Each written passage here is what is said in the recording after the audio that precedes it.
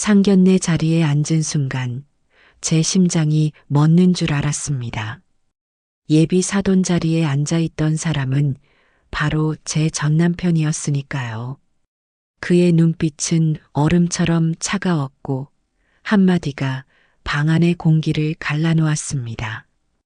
이 결혼 절대 안 된다. 그 이후 모든 것이 틀어졌습니다. 여러분이라면 이 결혼 막겠습니까? 지키겠습니까? 구독, 좋아요 한번 눌러주시면 저희가 정성껏 준비한 사연을 오래도록 전해드릴 수 있습니다. 해질 무렵에 노을이 좁은 창문 사이로 스며들어왔습니다. 김혜진은 낡은 전신 거울 앞에서 한숨을 내쉬며 서 있었어요. 손때 묻은 거울 속 자신의 모습이 초라하게만 보였죠. 이 옷 괜찮을까? 혜진이 입고 있는 건 10년 전에 산 남색 원피스였어요. 소매 부분이 약간 해져서 바느질로 고쳐 놓았지만 그래도 예쁘게 보이려고 애쓴 흔적이 역력했습니다. 작은 손으로 치마 끝을 매만지며 거울을 다시 들여다보는데 왠지 눈물이 핑 돌았어요. 내일은 아들 민수의 상견례 날이었거든요. 상대방은 강남에서 치과 병원을 운영하는 집안이라고 들었습니다. 혜진은 가슴이 답답해져 왔어요. 작은 꽃집 하나로 아들을 키워온 자신이 그런 집안 앞에서 떳떳할 수 있을까 싶었거든요. 엄마, 뭐 하세요? 문 너머로 민수의 목소리가 들려왔어요. 혜진은 재빨리 눈물을 훔치고 돌아섰습니다. 아무것도 아니야. 그냥 옷 보고 있었어. 민수가 방문을 살짝 열고 들어왔어요. 30살이 넘었지만 여전히 엄마 앞에서는 수줍은 아이 같은 미소를 지었죠. 정갈하게 다린 와이셔츠를 입고 머리도 단정하게 빗어 넘긴 모습이 참 듬직해 보였습니다. 엄마, 그 옷 입으시면 정말 예뻐 보이세요. 이런 낡은 옷이 어디가 예뻐? 혜진이 쓸쓸하게 웃었어요. 하지만 민수는 진심 어린 표정으로 엄마의 손을 꼭 잡았습니다. 엄마, 제가 말씀드릴게요. 저 어릴 때 기억나거든요. 보육원에서 처음 엄마를 봤을 때, 그때도 이런 남색 옷을 입고 계셨어요. 그런데 정말 천사 같았어요. 지금도 마찬가지고요. 혜진의 가슴이 뜨거워졌어요. 20년 전 그날이 떠올랐거든요. 29의 자신이 봉사활동을 하러 간 보육원에서 구석에 앉아 그림책을 보고 있던 10살 민수를 처음 본 순간 말이에요. 그 아이의 똘망똘망한 눈빛에 순간 마음을 빼앗겼었죠. 민수야, 엄마, 내일 가서 떳떳하세요. 저는 엄마가 자랑스러워요. 이 세상 누구보다도요. 민수의 목소리에는 진심이 담겨 있었어요. 혜진은 더 이상 참을 수 없어서 아들을 끌어안았습니다. 따뜻한 아들의 체온이 느껴지면서 마음이 조금 놓였어요. 고마워, 아들아. 정말 고마워. 엄마, 유나도 엄마를 좋아할 거예요. 제가 엄마 얘기 많이 했거든요. 꽃집에서 정성껏 꽃을 키우시는 얘기, 저를 위해서 밤늦게까지 일하시는 얘기. 민수의 말을 듣던 혜진은 문득 걱정이 앞섰어요. 상대방 집안에서는 자신들을 어떻게 볼까? 입양아를 키운 싱글맘이라고 하면 곱지 않은 시선을 받지는 않을까? 민수야, 혹시 유나 부모님한테 내가 너를 네, 다 말씀드렸어요. 엄마가 저를 입양해서 키워주셨다고요. 유나도 그 얘기 듣고 더 엄마를 존경한다고 했어요. 혜진은 안도의 숨을 쉬었어요. 아들이 이렇게 당당하게 자신의 이야기를 할 수 있다는 게 고마웠거든요. 저녁 무렵 혜진은 아래층 꽃집에서 내일 가져갈 꽃다발을 정리하고 있었어요. 하얀 장미와 분홍 거베라를 조심스럽게 다듬으며 마음속으로 기도했습니다. 제발 내일 모든 게 잘 되게 해주세요. 꽃향기가 작은 가게 안을 가득 채웠어요. 혜진은 꽃잎을 쓰다듬으며 미소를 지었습니다. 비록 초라할지 모르지만 정성만큼은 누구에게도 지지 않을 자신이 있었거든요. 강남의 고급 레스토랑 샹들리에 불빛이 하얀 테이블보 위로 부드럽게 내려앉았습니다.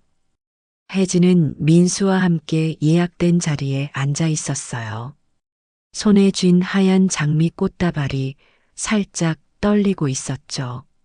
엄마, 괜찮으세요? 민수가 걱정스럽게 물어봤어요. 혜진은 억지로 웃음을 지으며 고개를 끄덕였습니다. 괜찮아. 그냥 좀 떨리네. 레스토랑 안은 은은한 클래식 음악이 흐르고 있었어요. 다른 테이블에서는 정장 차림의 사람들이 조용히 대화를 나누고 있었죠. 혜진은 자신의 남색 원피스가 이 화려한 공간에서 얼마나 초라해 보일지 걱정됐습니다. 저기 오시는 것 같아요. 민수가 입구 쪽을 가리키며 말했어요.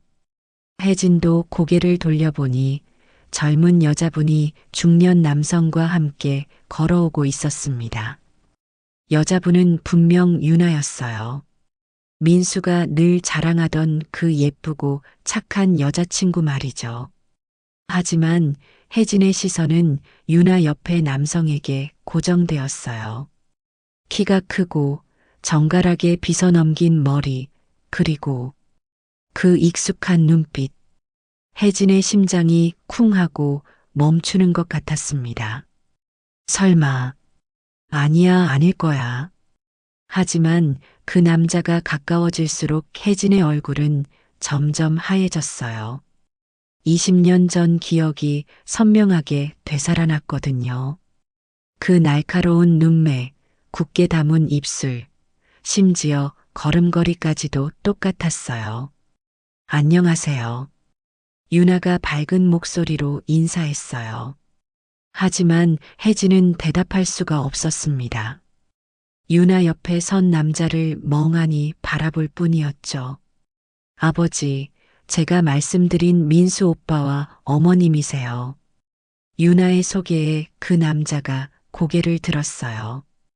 그리고 혜진과 눈이 마주치는 순간 그도 얼어붙었습니다. 세상에, 혜진의 입술에서 나온 이름은 거의 속삭임 같았어요. 철호도 믿기지 않는다는 표정으로 혜진을 바라봤습니다. 아, 아니, 당신이 어떻게...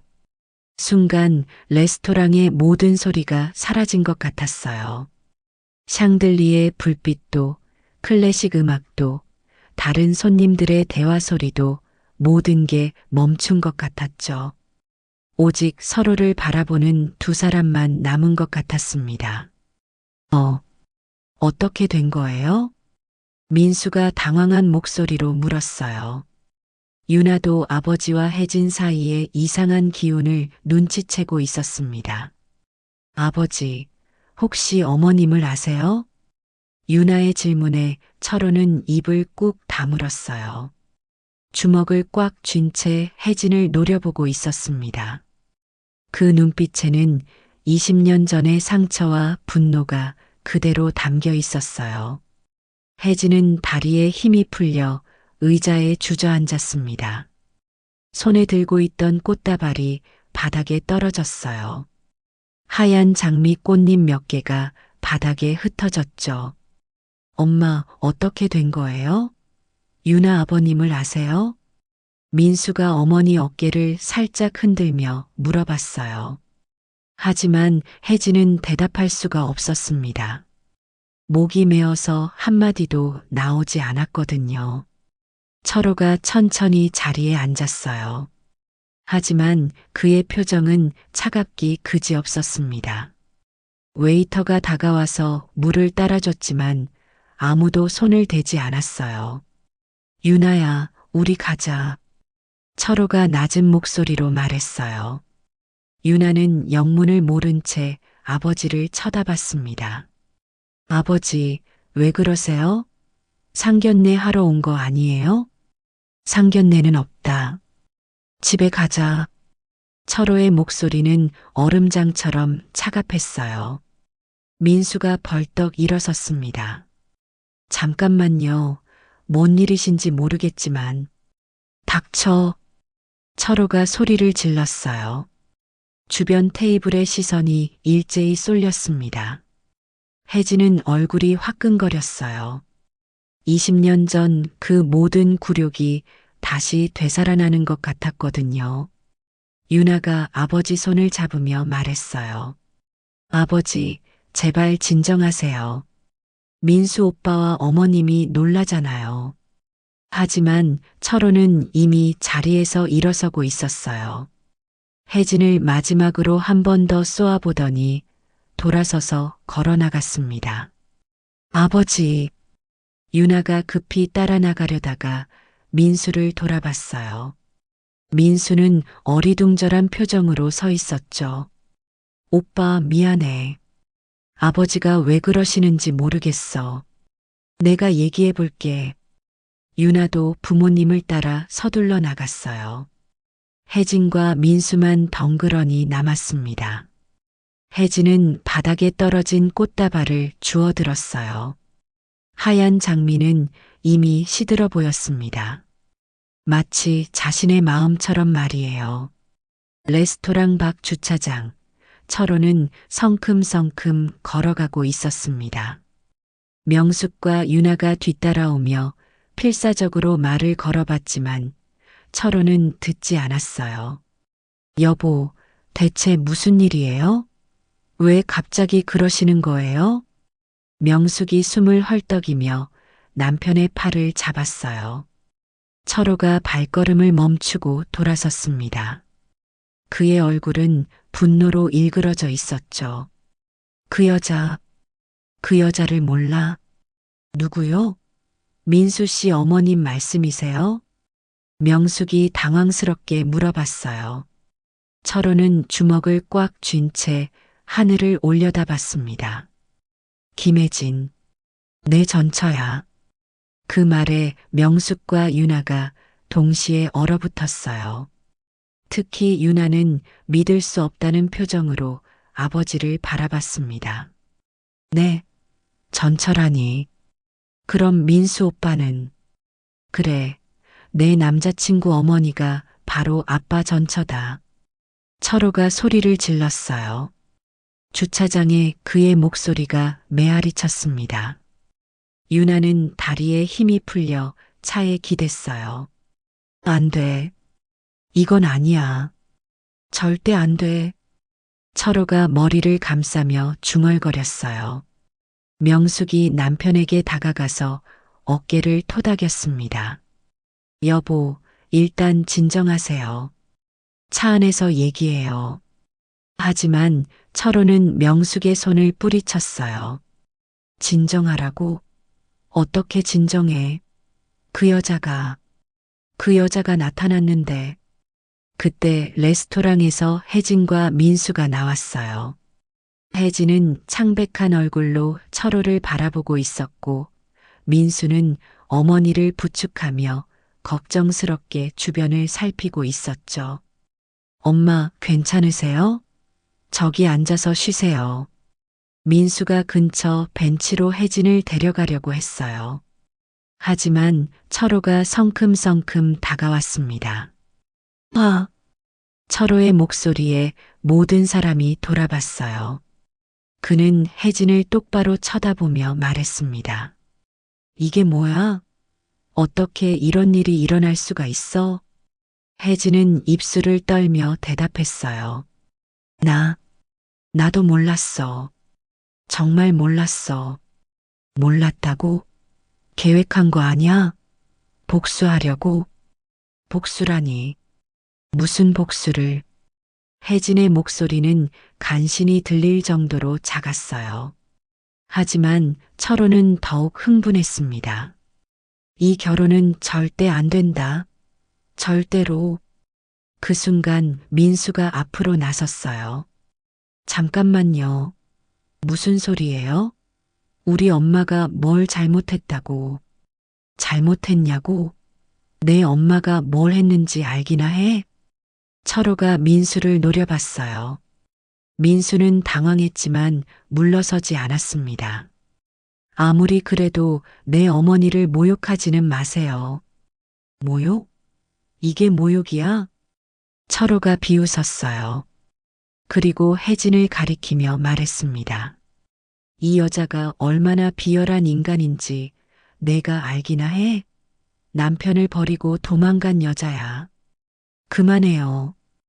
혜진이 눈물을 터뜨리며 소리쳤어요. 20년 동안 참아왔던 모든 게 터져 나오는 것 같았습니다. 제발 그만해요. 아이들 앞에서. 하지만 철호는 멈추지 않았어요. 아이들이 알아야지. 내가 어떤 여자인지, 어떻게 나를 배신했는지. 유나가 참지 못하고 아버지에게 달려갔어요. 아버지, 그만하세요. 제발. 유나야, 넌 빠져 있어. 이건 어른들 일이야. 철호가 유나를 밀쳤어요. 유나가 비틀거리며 뒤로 넘어질 뻔했는데 민수가 재빨리 잡아줬습니다. 유나야, 괜찮아? 민수가 유나를 일으켜 세우며 걱정스럽게 물어봤어요. 그런데 철호가 이 모습을 보고 더욱 화를 냈습니다. 손 떼. 내 딸한테 손대지 마. 아버지. 유나가 울먹이며 소리쳤어요. 명숙도 더 이상 참을 수 없어서 남편 앞에 섰습니다. 여보, 정말 그만하세요.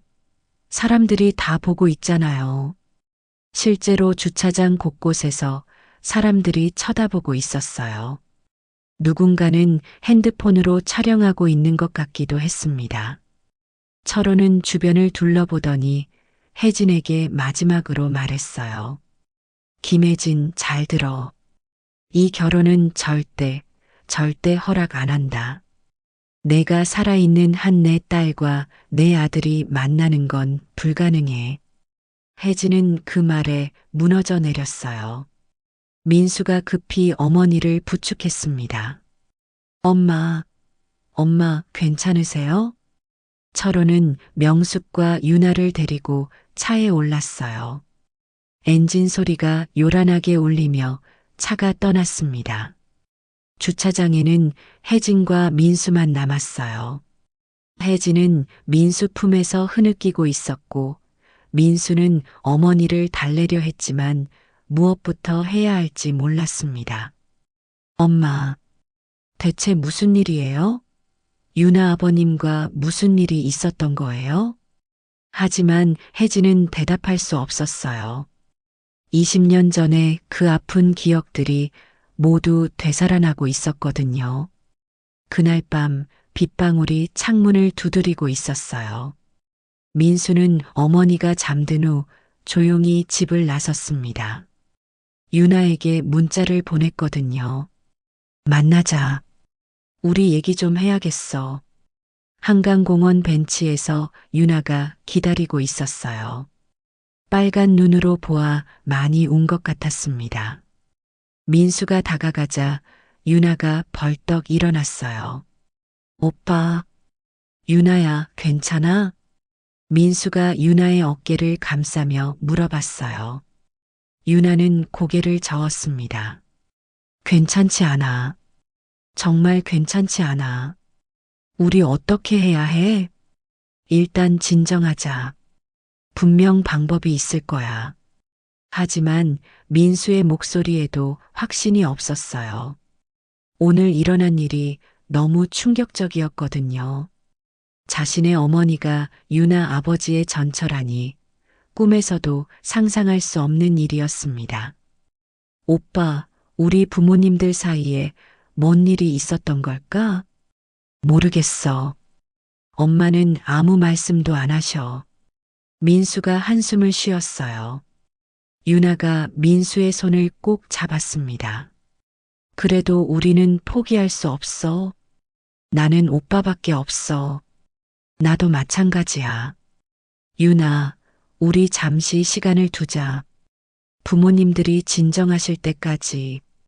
하지만 유나는 고개를 저었어요. 안 돼. 아버지 성격 알잖아. 한 번 안 된다고 하면 절대 바뀌지 않아. 우리가 뭔가 해야 해. 그때 유나의 핸드폰이 울렸어요. 아버지였습니다. 지금 어디야? 당장 집에 와. 철호의 목소리가 핸드폰 너머로도 들렸어요. 유나가 떨리는 손으로 전화를 받았습니다. 아버지, 저 잠깐 나와 있어요. 혹시 그놈이랑 만나고 있는 거야? 아버지, 당장 집에 와. 안 그러면 직접 찾으러 갈 거야. 전화가 끊어졌어요. 유나가 민수를 바라봤습니다. 오빠, 나 들어가야겠어. 유나야, 조심해. 아버님이 많이 화나신 것 같아. 알아. 오빠도 어머님 잘 모셔. 오늘 많이 상처받으셨을 거야. 민수가 차를 돌려 유나 집으로 향했어요. 빗길이라 천천히 운전하고 있었는데 갑자기 앞차가 급브레이크를 밟았습니다. 민수가 깜짝 놀라 핸들을 급하게 돌렸어요. 하지만 빗길에서 차가 미끄러지면서 가드레일을 들이받았습니다. 큰 충돌음과 함께 차 앞부분이 심하게 찌그러졌어요. 민수는 머리를 다쳤는지 피가 흘러내렸습니다. 의식이 흐릿해지면서 눈을 감았어요. 구급차 사이렌 소리가 밤하늘을 가르며 울려 퍼졌습니다. 민수야, 민수야. 혜진이 병원 응급실에서 울부짖고 있었어요. 간호사가 말려도 수술실 문 앞을 떠나지 않았습니다. 어머님, 진정하세요. 의사 선생님이 최선을 다하고 계세요. 하지만 혜진은 들리지 않는 것 같았어요. 하얀 수술실 불빛만 멍하니 바라보고 있었습니다. 그때 병원 복도로 철호와 명숙 급하게 들어왔어요. 그때 마침 유나가 눈을 떴어요. 어머님, 오빠는 괜찮은 거지요? 유나야. 혜진이 유나를 보자 더욱 눈물을 흘렸어요. 유나도 울먹이며 혜진의 손을 잡았습니다. 괜찮을 거예요, 어머님. 민수 오빠는 강한 사람이에요. 하지만 철호는 차갑게 서 있었어요. 명숙이 남편의 팔을 살짝 잡았습니다. 여보, 그래도 아이가 다쳤는데. 내가 뭐라고 했어? 이 결혼은 안 된다고 했잖아. 철호가 갑자기 소리를 질렀어요. 응급실에 있던 사람들이 모두 돌아봤습니다. 아버지. 유나가 놀라며 아버지를 쳐다봤어요. 혜진도 철호를 바라봤습니다. 무슨 소리예요? 유나가 그놈 만나러 나갔다가 같이 사고 난 거 아냐? 당신 아들 때문이야. 철호의 말에 혜진이 얼어붙었어요. 그러고 보니 민수가 나간 건 유나를 만나러 간 거였어요. 유나도 창백한 얼굴로 고개를 숙였습니다. 죄송해요. 어머님 제가 불러낸 거예요. 유나야, 내 잘못이 아니야. 혜진이 유나를 감싸려 했지만 철호는 더욱 화를 냈어요. 잘못이 아니라고? 처음부터 이 만남 자체가 잘못이었어. 여보, 제발 그만해요. 명숙이 남편을 말렸지만 소용없었어요. 철호는 혜진에게 다가가서 말했습니다. 김혜진, 이제 알겠지? 우리가 만나면 안 좋은 일만 생겨. 이번 일로 정신 차려. 혜진은 무너져 내릴 것 같았어요. 가슴이 너무 아팠습니다. 정말로 자신 때문에 민수가 다친 걸까? 유나까지 위험에 빠뜨린 걸까? 제발 아들만 살려주세요. 혜진이 수술실 문에 이마를 대고 중얼거렸어요. 눈물이 바닥에 뚝뚝 떨어졌습니다. 수술실 불빛은 여전히 켜져 있었고 긴 밤이 시작되고 있었어요. 수술이 끝난 건 새벽 5시였습니다. 의사가 나와서 설명했어요. 다행히 생명에는 지장이 없습니다. 하지만 머리를 많이 다쳐서 며칠 더 지켜봐야 할 것 같아요. 혜진이 주저앉으며 안도의 눈물을 흘렸어요. 산소 마스크를 쓰고 누워있는 아들을 보니 혜진의 가슴이 찢어질 것 같았어요. 민수야, 엄마가 미안해. 엄마 때문에 이런 일이. 혜진이 유리창 너머로 속삭였어요. 철호가 혜진을 노려보며 말했어요. 김혜진, 이번 일로 확실히 깨달았겠지? 우리는 절대 엮이면 안 돼. 네가 내 주변에만 나타나면 불행이 따라와. 혜진은 고개를 들 수 없었어요. 그때 중환자실에서 간호사가 나왔어요. 여보, 아이가 아픈데 여기서 이러시면 안 돼요. 이런 얘기는 따로 해요. 명숙이 남편의 팔을 잡고는 혜진을 바라봤어요. 어머님, 잠깐 밖에서 얘기 좀 하실까요? 아이들이 놀랄 것 같아서요. 혜진은 고개를 끄덕였어요. 유나는 민수 곁에 남아서 그의 손을 꼭 잡았습니다. 오빠, 걱정하지 마. 어른들이 잘 해결하실 거야. 복도 끝 조용한 곳에서 세 사람이 마주 섰어요. 명숙이 먼저 입을 열었습니다. 여보, 진정하시고 차근차근 얘기해봐요. 철호가 혜진을 노려보며 말했어요.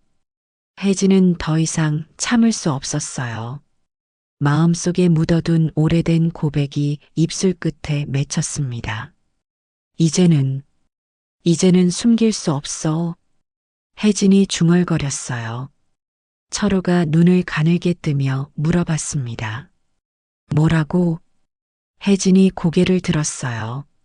눈물이 흘러내렸지만 이번에는 피하지 않았습니다. 내가 다 말할게.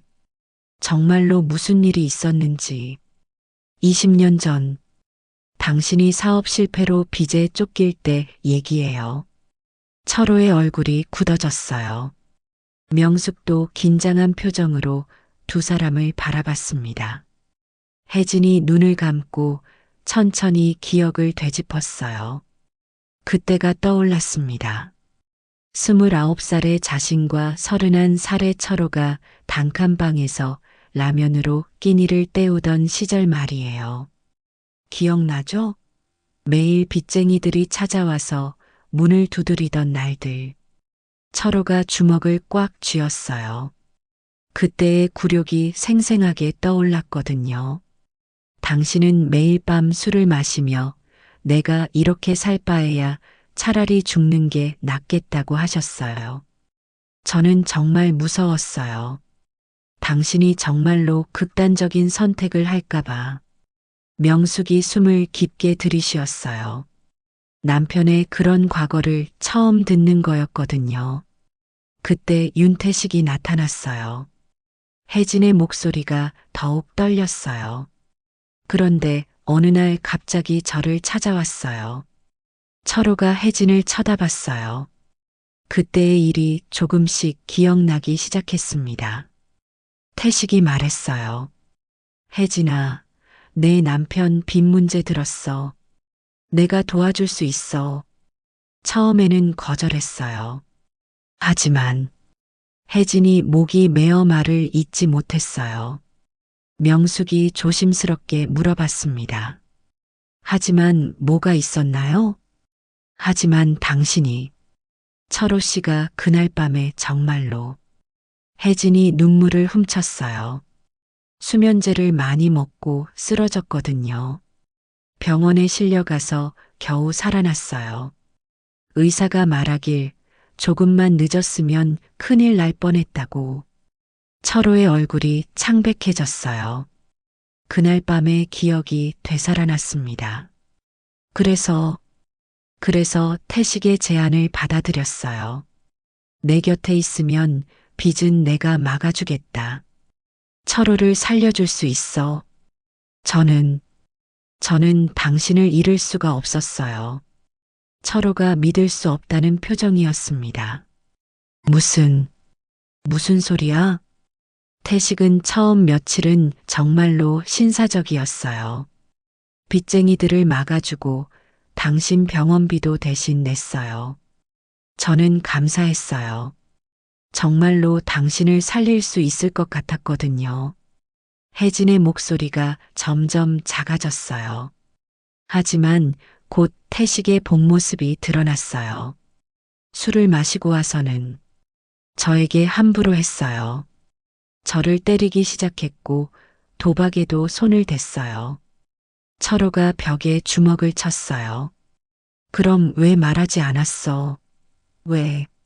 어떻게 말해요? 당신이 겨우 회복하고 있는데. 혜진이 흐느끼며 말했어요. 게다가 태식이 협박했어요.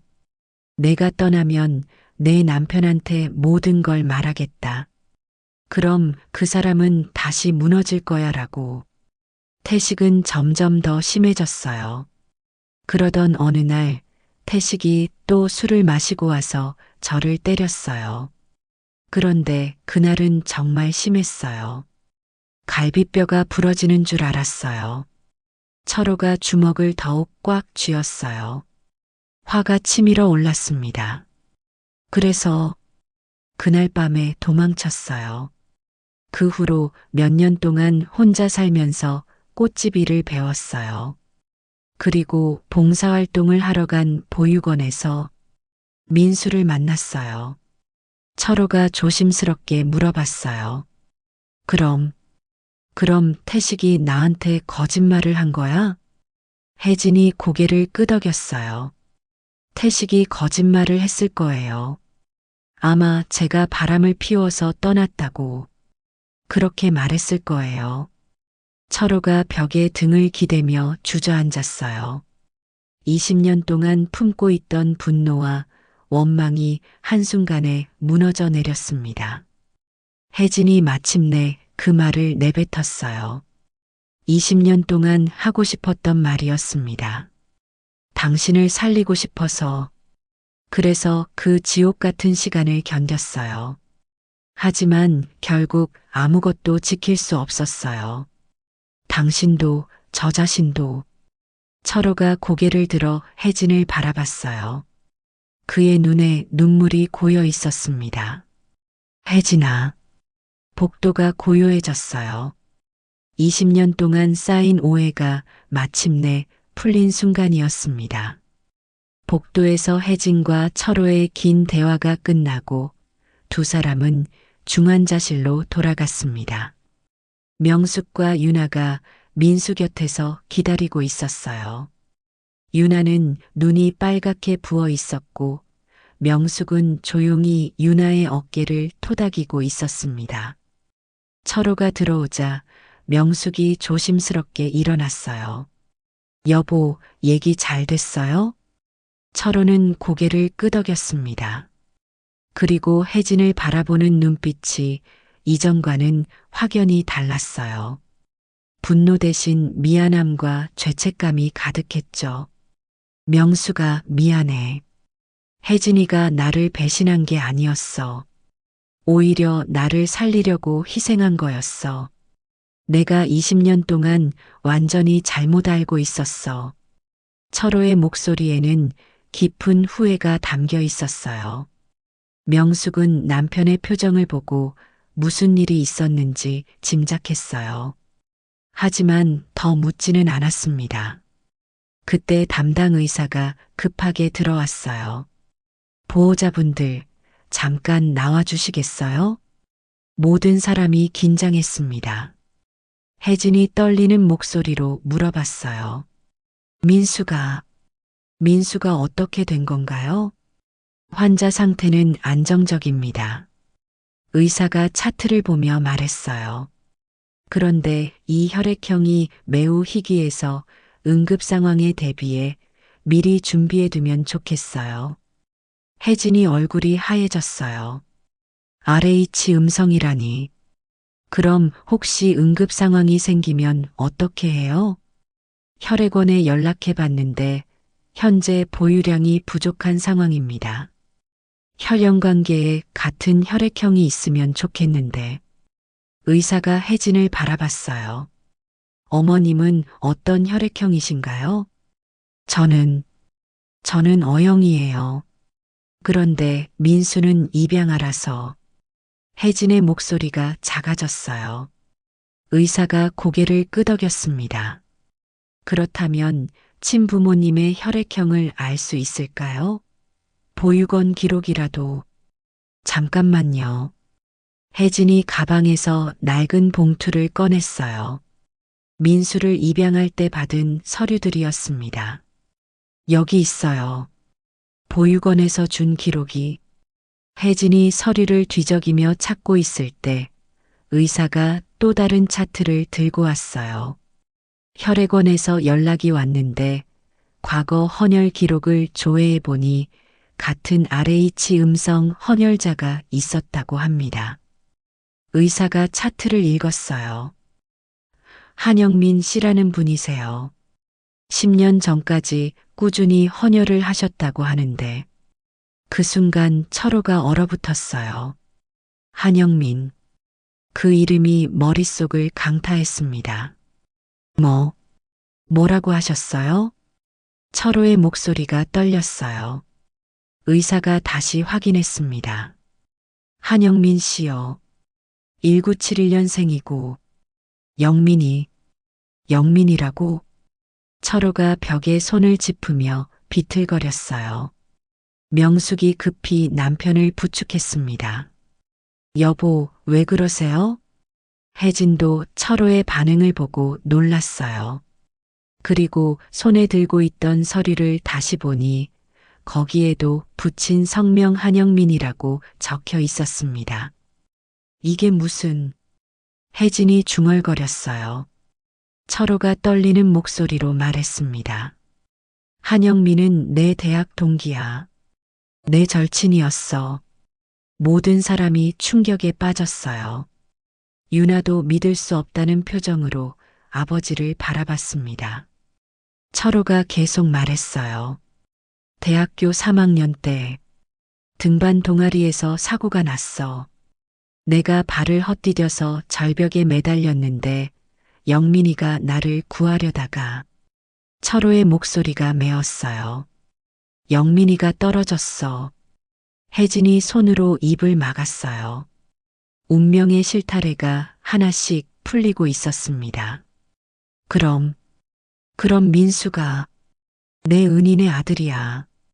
철호가 중환자실 유리창을 바라보며 말했어요. 산소 마스크를 쓰고 누워있는 민수가 보였습니다. 영민이가 나를 살렸고 20년 후에 영민이 아들이 내 딸과 사랑에 빠진 거야. 철호가 딸을 바라봤어요. 의사가 조심스럽게 말했어요. 혈연 관계가 아니어도 같은 혈액형이면 가능한데. 철호가 소매를 걷어 올렸어요. 제가 헌혈하겠습니다. 여보. 명숙이 놀라며 남편을 바라봤어요. 저도 RH 음성이에요. 영민이하고 같은 혈액형이거든요. 철호가 의사에게 말했어요. 내 친구가 나를 살렸으니까 이제는 내가 그 친구 아들을 살릴 차례죠. 의사가 기뻐하며 고개를 끄덕였어요. 다행입니다.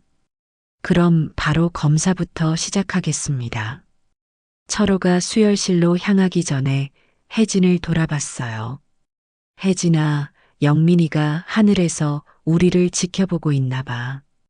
이 모든 게 우연일 수가 없어. 철호가 혜진을 돌아보며 말했어요.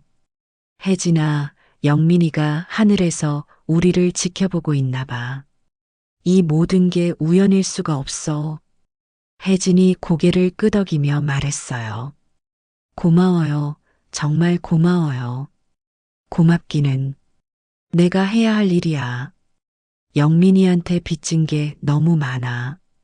철호가 마지막으로 중환자실을 바라보며 말했어요. 민수야, 아저씨가 너를 지켜줄게. 내 아버지가 나를 살려준 것처럼 말이야. 중환자실 앞에서 혜진과 명숙, 유나가 기도하는 마음으로 기다렸어요. 20년 전의 운명이 다시 한번 그들을 하나로 묶어주고 있었습니다. 석 달 후 따스한 봄날이었어요. 민수는 완전히 회복되어 직장에도 복귀했고 유나와의 결혼 준비도 한창이었습니다. 혜진의 작은 꽃집에서는 부케 만들기가 한창이었어요. 하얀 장미와 분홍 거베라, 그리고 은은한 향을 내는 프리지아까지 혜진이 정성스럽게 하나하나 다듬고 있었습니다. 엄마, 너무 애쓰지 마세요. 민수가 꽃집에 들어오며 어머니를 걱정했어요. 혜진은 미소를 지으며 아들을 바라봤습니다. 괜찮아. 내 아들 결혼식 부케인데 이 정도는 해야지. 민수가 어머니 옆에 앉아서 꽃 정리를 도왔어요. 두 사람의 손길이 닿을 때마다 따뜻한 온기가 전해졌습니다. 엄마, 정말 고마워요. 저를 여기까지 키워주셔서. 무슨 소리야? 내가 더 고마워. 내가 있어서 내가 이렇게 살 수 있었어. 그때 꽃집 문이 열리며 명숙이 들어왔어요. 손에는 작은 선물 상자를 들고 있었습니다. 사부인, 안녕하세요. 사부인, 어서 오세요. 혜진이 반갑게 맞았어요. 석 달 동안 두 집안은 서서히 가까워졌습니다. 명숙은 혜진의 과거를 알게 된 후 오히려 그녀를 더욱 존경하게 되었어요. 사부인, 이거 유나가 드리라고 한 작은 선물이에요. 항상 신경 써주셔서 감사하다고요. 명숙이 선물 상자를 건네며 미소를 지었어요. 혜진이 고마워하며 받았습니다. 고맙습니다. 유나한테 잘 받았다고 전해주세요. 혜진이 잠시 말을 멈춘 후 조심스럽게 덧붙였어요. 혹시 제가 영민 씨 얘기를 해도 괜찮을까요? 철호 씨가 불편해하실까봐. 명숙이 따뜻하게 웃으며 말했어요. 괜찮아요, 사부인. 이제는 다 지난 일이에요. 오히려 영민 씨가 우리를 이어주신 것 같아요. 두 여자가 함께 웃고 있을 때 철호가 꽃집으로 들어왔어요. 손에는 커피 두 잔을 들고 있었습니다. 철호가 명숙에게 커피를 건네고 혜진에게도 하나를 내밀었어요. 혜진 씨도 드세요. 고맙습니다. 혜진이 조심스럽게 받았어요. 석 달 동안 철호는 조금씩 변했습니다. 과거에 대한 죄책감 때문에 혜진에게 더욱 잘해주려고 노력했어요. 내일 영민이 묘소에 갈 건데 같이 가실래요? 철호가 조심스럽게 물어봤어요. 혜진이 고개를 끄덕였습니다. 네, 꼭 가고 싶어요. 민수 아버지한테 인사드려야죠. 민수가 궁금해하며 물어봤어요. 제 친아버지는 어떤 분이셨어요? 철호의 눈이 반짝였어요. 정말 좋은 사람이었어. 항상 남을 먼저 생각하고 약한 사람을 도와주려고 했지. 너랑 똑같아. 민수가 기뻐했어요. 자신이 존경할 수 있는 아버지를 둔 것 같아서 마음이 뿌듯했습니다. 결혼식 날 아침 혜진은 새벽부터 일어나 준비했어요. 진한 남색 한복을 입고 머리도 단정하게 올렸습니다. 거울을 보니 20년 전에 그 초라한 자신이 아니었어요. 당당하고 아름다운 어머니의 모습이었습니다. 엄마, 정말 예쁘세요. 민수가 양복을 말끔히 차려입고 어머니를 바라봤어요. 혜진은 아들의 어깨를 토닥이며 말했습니다. 우리 민수가 제일 멋있어. 결혼식장에는 두 집안의 친지들이 모였어요. 혜진은 꽃집에서 정성껏 만든 부케를 유나에게 전해줬습니다. 감사해요, 어머니. 정말 예뻐요. 유나가 부케를 받으며 혜진을 꼭 안았어요. 혜진은 유나를 친딸처럼 사랑하게 되었습니다. 유나야, 민수 잘 부탁해. 네, 어머니. 오빠와 행복하게 살게요. 결혼식이 시작되자 모든 사람들이 감동했어요. 특히 철호가 주례사에서 한 말은 모든 사람의 가슴을 뭉클하게 했습니다.